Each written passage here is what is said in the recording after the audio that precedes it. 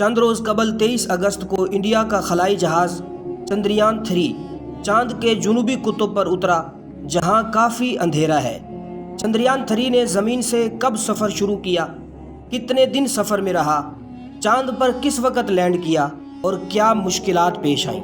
India का चांद पर लैंडिंग करने का असल मकसद क्या है, इस लैंडिंग से आलमी सतह पर क्या क्या फ़ायदे हासिल होंगे, और सबसे अहम बात, इंडिया ने चांद के जुनूबी कुतुब पर ही उतरने का इंतखाब क्यों किया, जहां बिल्कुल अंधेरा ही अंधेरा है, और इंडिया चांद के ज़रिए कौन सी चीज़ हासिल करके आलमी सतह पर अपना लोहा मनवाना चाहता है।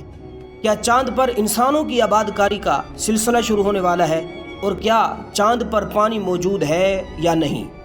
ये सारी मालूमात जानने से पहले अगर आप हमारे चैनल पर पहली मर्तबा आए हैं तो मज़ीद अपडेट्स, हैरत अंगेज़, दिलचस्प और मोटिवेशनल वीडियो देखने के लिए हमारे चैनल राशिद इन्फॉर्मर को लाजमी सब्सक्राइब कर दें, वीडियो को लाइक कर दें और अपनी राय का इजहार कमेंट की सूरत में ज़रूर दें।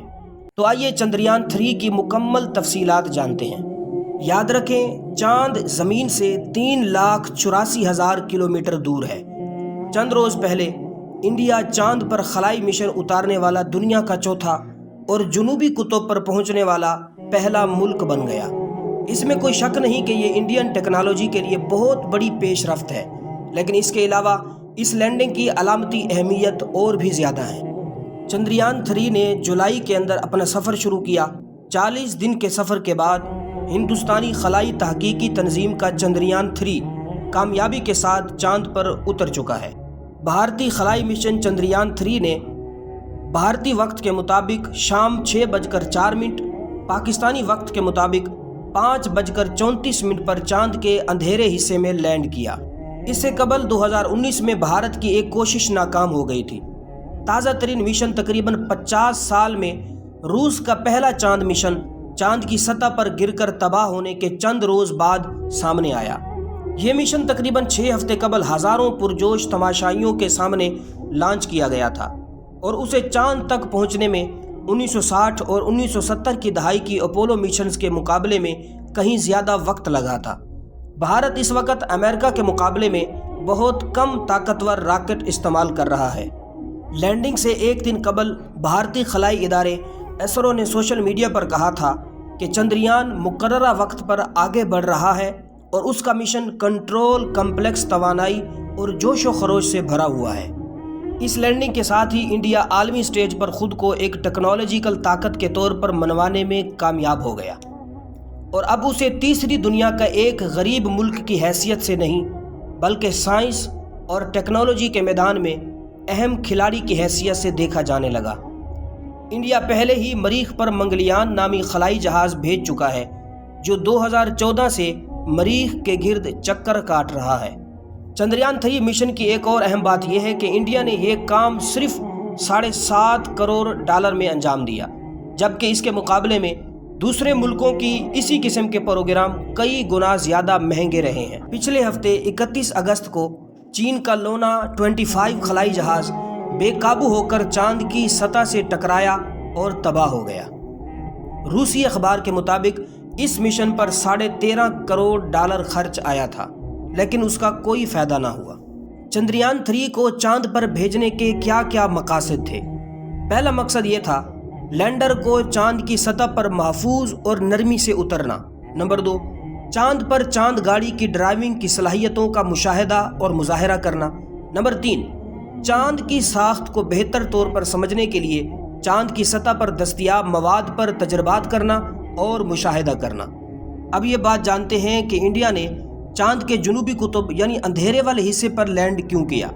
2009 में भारतीय खलाई एजेंसी ने अपने पहले मिशन चंद्रयान 1 में चांद की सतह पर पानी का पता लगाया। उसी साल कुतुब जुनूबी से टकराने वाली नासा की एक और तहकीकात ने चांद की सतह के नीचे बर्फ़ पाई। इससे कबल नासा की एक मिशन 1998 ने इस बात का सबूत पाया था कि चांद की कुतुब जुनूबी सतह की सायेदार घड़ों में पानी का बहुत बड़ा ज़ख़ीरा है।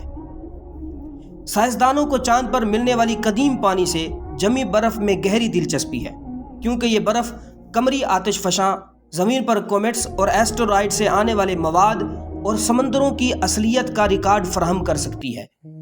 اگر چاند پر برف کافی مقدار میں موجود ہے تو یہ چاند پر تحقیقات کے لیے جانے والوں کے لیے پینے کے پانی کا ذریعہ بن سکتا ہے اور ان کے ساتھ موجود سامان کو ٹھنڈا رکھنے میں مدد بھی فراہم کر سکتا ہے۔ چاند پر موجود برف ایندھن بنانے کے لیے ہائیڈروجن اور سانس لینے کے لیے آکسیجن پیدا کرنے کے لیے بھی استعمال کیا جا سکتا ہے۔ اس کے علاوہ یہ مریخ کے مشن یا قمری کارکنی میں بھی معاونت فراہم کر سکتی ہے۔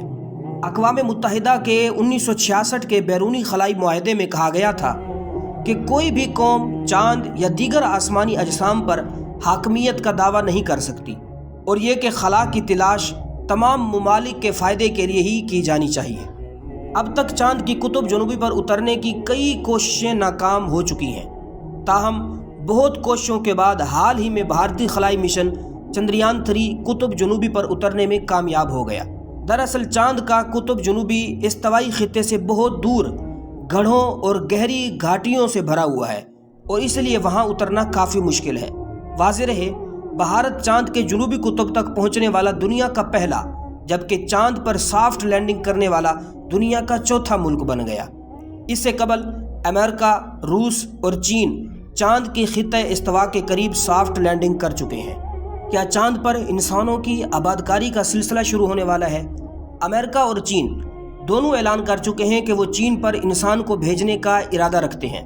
چندریان 3 مشن چاند کے جنوبی قطب پر اترا جہاں برف موجود ہے۔ اگر انسان کو چاند پر مستقل بستی بنانی ہے تو اسے لازمی کسی ایسے حصے کا انتخاب کرنا ہوگا جہاں پانی وافر ہو، جو نہ صرف پینے کے کام آئے بلکہ اس سے آکسیجن بھی بنائی جا سکتی ہو۔ چاند پر رہنے سے ایک تو خلا بازیوں کی تربیت ہوگی کہ دوسرے سیاروں پر طویل مدت قیام کیسے کیا جائے اور اس دوران کیا تکنیکی اور حیاتیاتی مسائل پیش آ سکتے ہیں۔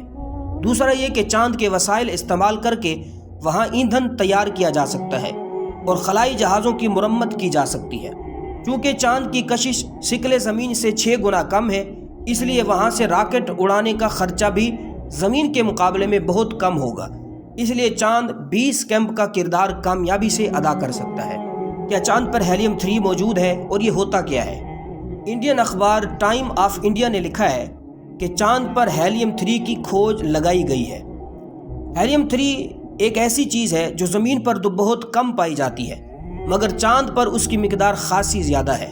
اس کی اہمیت یہ ہے کہ اسے ایٹمی ایندھن کے طور پر استعمال کیا جا سکتا ہے اور ایک اندازے کے مطابق یہ اگلے 250 برس تک زمین پر توانائی کی ضروریات پوری کر سکتا ہے۔